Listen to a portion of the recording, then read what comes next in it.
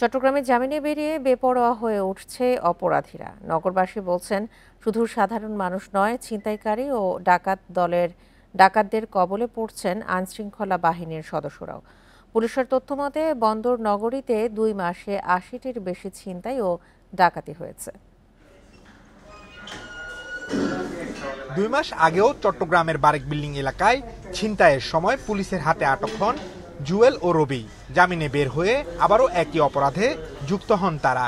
এবারও ঠিক একই স্থানে ছিনতাইয়ের প্রস্তুতিকালে মঙ্গলবার পুলিশের উপর হামলা চালান এই 2 জন সহ ছিনতাই চক্রের বাকি সদস্যরা। ছুরিকাঘাতে আহত করেন 2 পুলিশ সদস্যকে।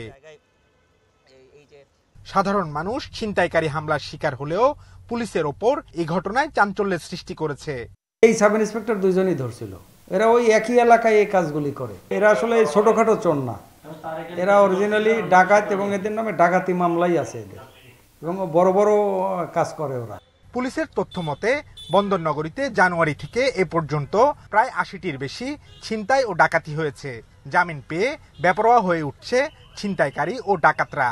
তারা কিন্তু জামিন নিয়ে বের হয়ে এসেছে এবং তারা সেই পূর্বের অপরাধমূলক কার্যক্রমে তারা আবার জড়িত হয়ে গেছে। তারা যখনই জামিনে বের হয়ে এসেছে, তারা যে সে এলাকা হঠাৎ করে অপরাধ প্রবণতা বৃদ্ধি পেয়েছে।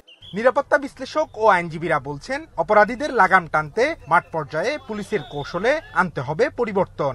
পুলিশ ধরতে পারতেছে না আসামিদেরকে, এটা তো আমাদের বিশ্বাস হয় না। এসব অপরাধীকে ধরা পুলিশের জন্য এটা কোনো ব্যাপার না। আমরা আশা করব যে অতি সত্বর পুলিশ বাহিনীকে ঢেলে সাজাতে হবে। একদিকে পুলিশ যেমন অসহায় বোধ করবে অপরাধী শনাক্তে, আর অপরাধীরা সেখানে উৎসাহিত হবে অপরাধ সংগঠন করার জন্য। পুলিশের অনুপস্থিতিটা সে লক্ষ্য করবে, যখনই অনুপস্থিত থাকবে সেখানে সেই সময় সে অপরাধ করে পালিয়ে যেতে পারবে। পুলিশ সদর দপ্তরের অপরাধ পরিসংখ্যান অনুসারে গত 6 মাসে চট্টগ্রাম নগরীতে গত বছরের তুলনায় অপরাধ বেড়েছে 40%। Abdullah Rakib, independent news, Chittagong.